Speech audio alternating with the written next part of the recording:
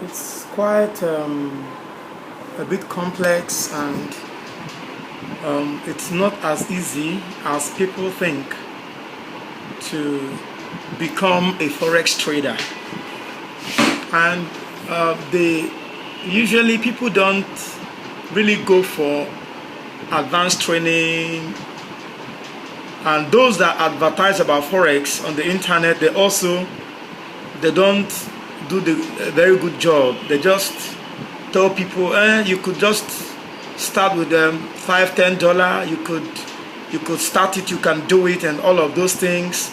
And see people doing a training for 1 week, for 2 weeks, for 1 month, and you see them already opening live accounts on the market. And some of these half-bakedness that we see across the world is also what has contributed to the high percentage, high rate of failure, or high percentage or high rate of failure in forex. Okay, so, and because people enter the market without adequate preparations, without adequate training, without adequate instructions, without strict guidelines being laid out for them, they just go. And the truth of the matter usually is, no matter how conserved you are, no matter how reserved or how careful you are as an individual, you are easygoing and you don't easily do things, you don't gamble, you don't do things without thinking and all that. If you are like that and you go into forex without adequate training, you're going to lose all those traits. You're going to lose all those your composures, all those your conservativeness. You're going to lose them completely, because the market is configured in the way that once your leg is slipped, you're going to do a lot of other things that are unexplainable. You're going to do so many other things you never thought you could do. And that's because of the fact that you entered without proper instructions. The way it actually ought to be is you pass through a training or a process, and the difficulty, the intricacies and everything about FX is introduced to you, is shown to you very clearly. And then with the market condition and everything, and the fact that you're likely to become emotional, you're likely to become addicted, everything laid out to you. And then you now choose and say, okay, I can do this, or I will not be able to do this. Because most times it is presented in such a palatable and non-difficult way that people now go in with that intention that you go and everything, a lot of things will play out, and at the end of the day, you are knocked off, you are in debt, you are in bad relationships with people that you're owing, and so many other things that are going to happen. There are people who has this history that they don't owe people, they cannot be in debt, they are not susceptible to borrow. Then don't come into forex, because you will get to that point, except you are well drilled and trained to be able to protect yourself from that. If not, if you enter forex without adequate training, you're going to go to a point that you're going to be in debt in hundreds of millions, and you would want more, because you will think the next thing you want to do in the market will give you profit, but that's not true. Okay, so today we're going to look at some myths to be able to remain shielded, to be able to remain protected in the market, and so that your leg would not have to slip, so that you will actually know if you can do it or you can just leave it. Because if you can't do it, you can't do it. Okay, so now we'll look at some myths, and some of these are more or less things that are personal and things that are external, that at the end of the day make people they lose themselves, and They do a lot of things in the market that ordinarily their normal self wouldn't do. The market can make you do things that ordinarily you would not do. And that's the truth. Okay, so we look at some ones like overtrading. Overtrading, of course, depending on who wants to judge it and who wants to look at it with respect to time. Overtrading is an act of trading to the point that you have lost your normal sense of judgment. You are now the market. You have got to a point that the market, you are blind to the market. You no longer see things normally. You even begin to see things that are different as though they are similar. You begin to look at trends and you can't really interpret what the trend is doing. That is as a result of the fact that you've kept on placing trade over and over and over, and even when you're losing, you are not stopping and all that. So overtrading is not a very good habit. You can watch the market, but actually placing a live trade is an entirely different thing. Most times when you place trade, you no longer see the market. What you're looking at, your emotion now is hanging on how your trade will play out. That's the difference. If you are following the market and everything, you are not there. It's just like someone who's already on the pitch, and the time is counting. The referee says in the next 90 minutes the game is over and all that. So even football players, their games are spaced in such a way that they rest. They don't play every single day. If not, they will be drained. If you have to trade every day you place 10 trades, every single day you place 15 trades, you place 20 trades, or in a month you are trading over 70 trades. Even if you have the money, I doubt if an overtrading forex trader would really be that profitable. Because from what I learned about a number of people that are doing so well, the fewer you trade, the better for you. Because that trade you're going to place is as a result of the fact that the market has moved, has left where it was, and it's coming to a new place. So it needs some time.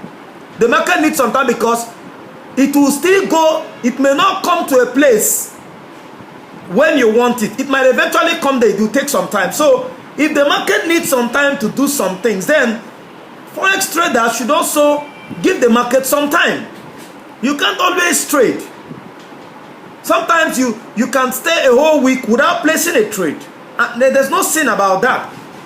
You really have to understand. You have to train. Players take out time to train. They take out time to rest before they come to play, because all of these things drain our psychology. They drain our emotions. They drain our strength too.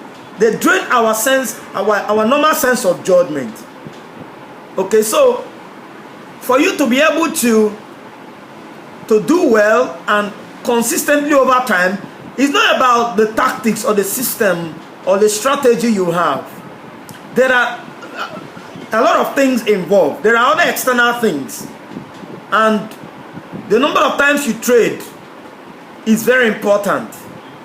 Okay, so one has to note that if he doesn't want to get to a point he now starts trading without really knowing what he's trading.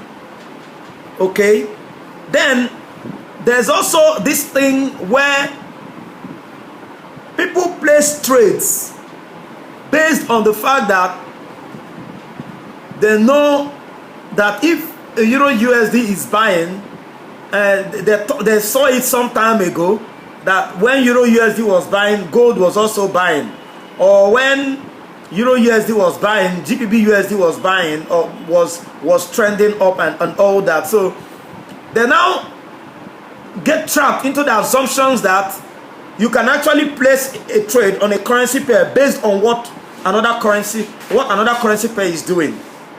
If you are doing that, sometimes maybe you may be right, but how would you handle stop losses? How would you handle take profits and stuff like that? Now, how do you reconcile the fact that certain pairs are more volatile than the others? There are pairs that are more volatile than another. So it could get to a destination and decide to come back, and you get trapped and stuff like that. And there are things you do, and when you start losing money, that's when the problem. You want to make up for your loss, and then you go back and do another thing and go and check something and say, okay, maybe I'll try this other one, and you keep trying like that. You are draining yourself. And the worst is certain traders never stop until they've depleted their fund. It's like that. It's almost like more than 50%.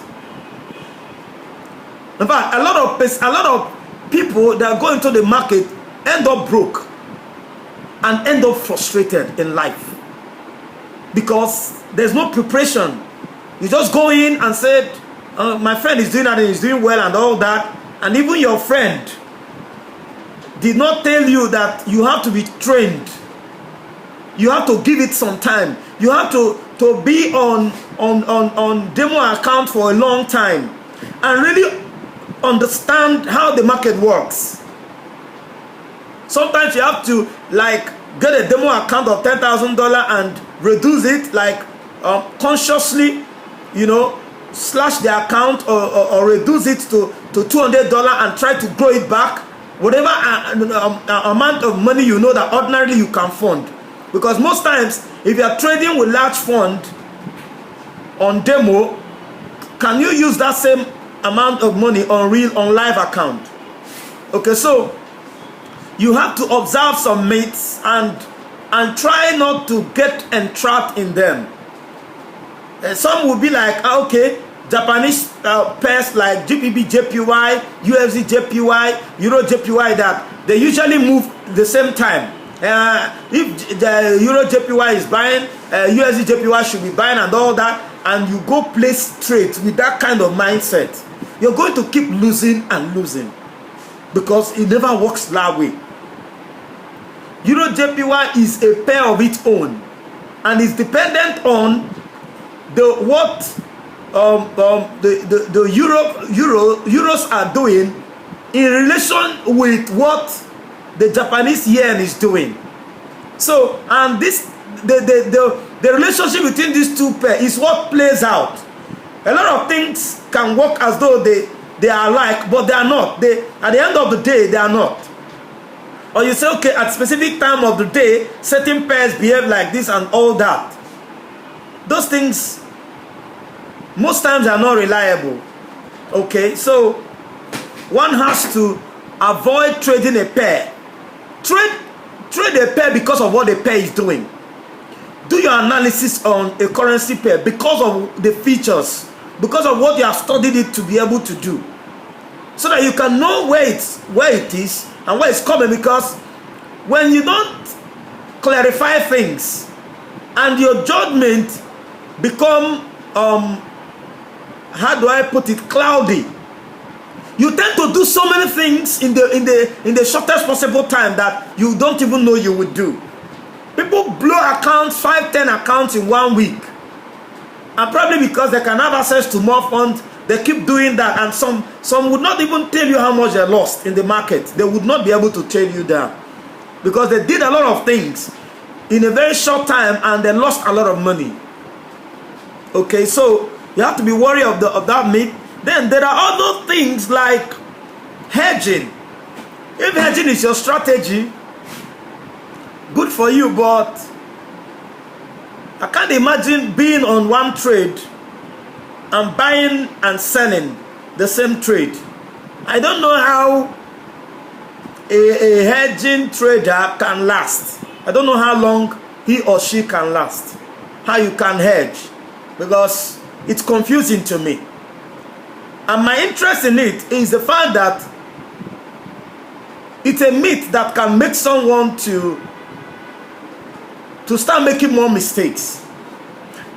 It can make you to start making more mistakes. And because the moment you begin to make more mistakes, it will always tell on your account. It will tell on you'll be reducing the money you have. You keep reducing until the account is gone.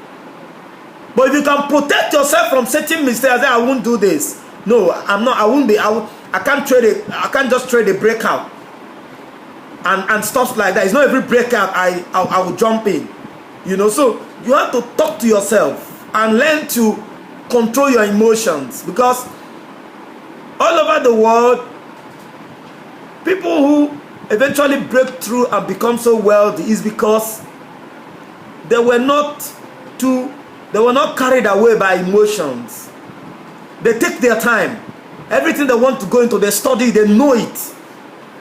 You know, so because of how they have failed before and because of how studious they are. But most times in Forex, information is limited, knowledge is limited. So that's why people do a lot of things, you know, and probably after then they start to learn that it doesn't work like that. Then everything is not entirely from the trader. There are other things that are external, like a number of brokers. A number of brokers are there for the traders, and that's the truth. At the time, it was rumored that some brokers would reduce the amount of money, or maybe using pairs that non-currency pairs and all that. It could actually be manipulated and stuff like that. That's to the extreme. It's there online, you know. But I know many brokers, they go there because they are out for the traders. They want to pounce on traders. They know that most people that come into the forex market are vulnerable, and they tell you, we'll give you $10 account, you can just use it, and they give a leverage of 1:1,000, 1:5,000. They tell you, yes, it's to help you. It's not true. A broker that's giving you a $5 account, a $10 account, and asking you to trade it with a leverage of 1:1,000 hates you, because he knows you're not going to survive with that, no matter how good you are. And there are things you do that even if you are good, they don't help you at the end of the day. They drain you. Even if you try, you take a $10 to $100, $200 once or twice, what guarantees that you always do that? Forex market requires funding, and not just funding, it requires leverage, good leverage. As in, what I mean good leverage is small leverage, if possible no leverage at all. 1:1, you do it. Why? Because the market is very volatile. In the blink of an eye, you can do terrible things, and you are exposing your account with a lot of leverage. Means that the market can go against you and wipe everything, and sometimes your account don't get to hit the stop loss and the money is gone. The stop loss you set cannot even really play out, because by the time the market goes half of where your stop loss is, the money is gone, because the leverage is much. We should trade in a way that we will keep learning and keep having control over our emotions and psychology. We have to trade in such a way that we will always be in control, not in such a manner that you don't have control of your emotions and psychology. You just do things as they come. That can be very devastating and very, very destructive. So a trader should choose a broker that allows him adjust the leverage. If I want my leverage to be 1:10 or 1:30, I should be able to do it myself. I should be able to adjust it. You can't force me to use a leverage that you give, and you tell me your spread is good and everything and all that. But whenever I lose, you make money. Whenever I lose, you make money. And some traders don't know that. Your $10 trade you're placing on the broker's server, all of that, you lose it, he makes money. He can make some money. He makes money on every of your life account. So I recommend brokers that allow traders choose their leverage. If I choose my lot size, I should also choose my leverage. Okay, so because when you continue to lose and lose and lose, sometimes you don't know that it's not really that you are not good. It's not really that you have a bad strategy. It's because the market is the broker and some of the systems put in place for you to do your business is not really effective. It's not working, and you don't know it. And we have a tendency of, when we lose money, even if people are not everybody is a gambler, but the forex market can make you become a gambler.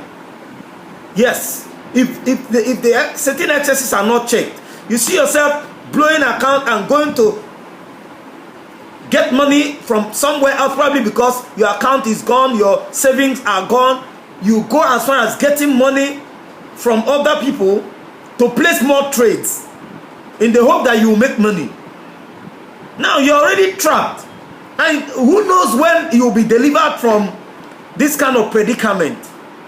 Okay, so some things, you know, are by us, you know, because of our lack of control, self-control, our greediness, and of course generally because we enter without preparations.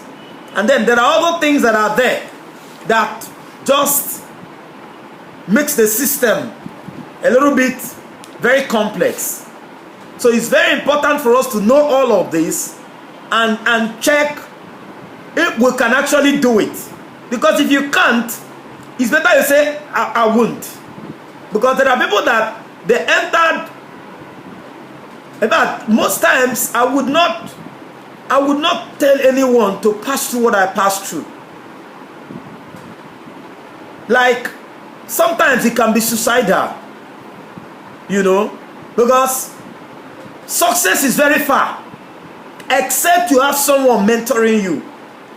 That's why if you can get someone legitimate, and a legitimate professional trader to train you for $2,000 or even more, is better for you, because the forex market can make you, because you don't have preparation, you don't have good education on it, you are not well educated, you can even borrow more than that amount of training and put in the market, and the market will eat it and look for more, and you'll be in debt. And you would have wished you had used that money to look for knowledge. So whatever amount of money, be it $2,000, $3,000 or $5,000 that is guaranteed to pay, even if you pay that money and after the training it's obvious you can't do it, it's better you walk away. Let it be the only money you lost was the money you paid to learn. Because the market shows no mercy to anyone who is not prepared. The market does not know you and does not even want to know you. What the market sees is the trade you place. So it's better you even spend money to know. Because in Forex systems, we don't use 1 month to train people or less. We tell you the truth. If you can't give the time it requires to learn, if you can't give the time to grab what the market does, because there are a lot of stages of training. If you're not ready to put it in, then forget about it. The market is not for you. You have to make out the time. Because the issue is, maybe because people sometimes can tell you they are making profits, they are doing a lot of things, then you should come for them to train you, when it's not true. They lie to you. Sometimes people lie to you. It's better you tell me that you are not profitable, but you can train me. And then look at some of the things I've been doing wrong. Maybe you can do it right. Better than a number of trainers would lie to you to collect your money, and at the end of the day, you go in and still continue failing the way they themselves have been failing for years. Okay, so it's better to pay for training, know the truth, and say, no, I can do it. Or no, I can't do it. I go my way. So it's very important for us to know. The Forex market is not a joke. It's a serious market. There's a lot of money, but there's a lot of risk. There's so much risk. And one has to be prepared to go all the way. So thank you for now.